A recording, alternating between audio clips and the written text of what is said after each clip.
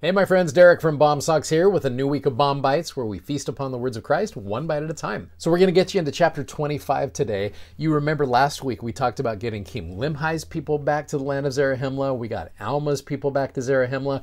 And now King Mosiah is like, sweet, the band is back together.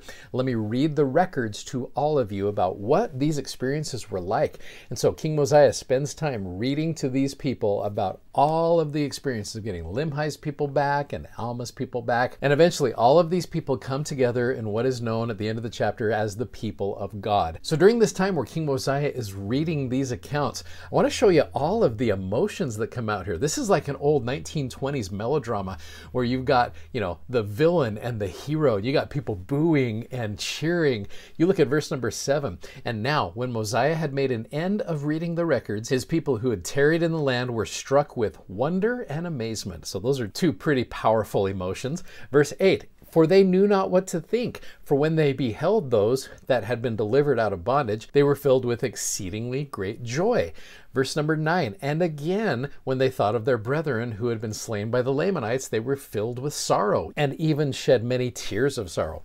Verse 10, and again, when they thought of the immediate goodness of God and his power in delivering Alma and his brethren out of the hands of the Lamanites and of bondage, they did raise their voices and give thanks to God. So there's gratitude. Now verse 11, and again, there's that phrase, and again, and again, and again. When they thought about the Lamanites, who were their brethren of the sinful and polluted state, they were filled with pain and anguish for the welfare of their souls.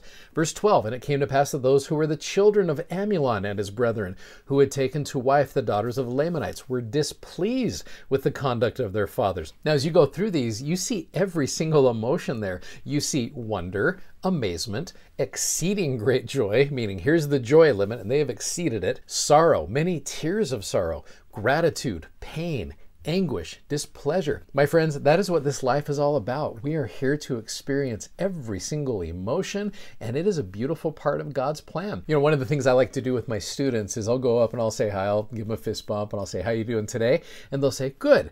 Sometimes just if I want to mess with them a little bit and kind of almost teach them a little principle, I'll say, well, tell me why you're having a good day. And they'll say, well, I had a good lunch or hung out with friends. I'm like, that's great. How do you know it's a good day? And they'll pause and they'll be like, okay, I'm not quite sure where you're going with this. And I'll say, we know we have good days because we have bad days. There is opposition in all things. That is part of God's plan. So if you are having a bad day, it's going to help you appreciate what those good days are like. Like I said, we are here to experience all of the emotions in this great, crazy melodrama of life.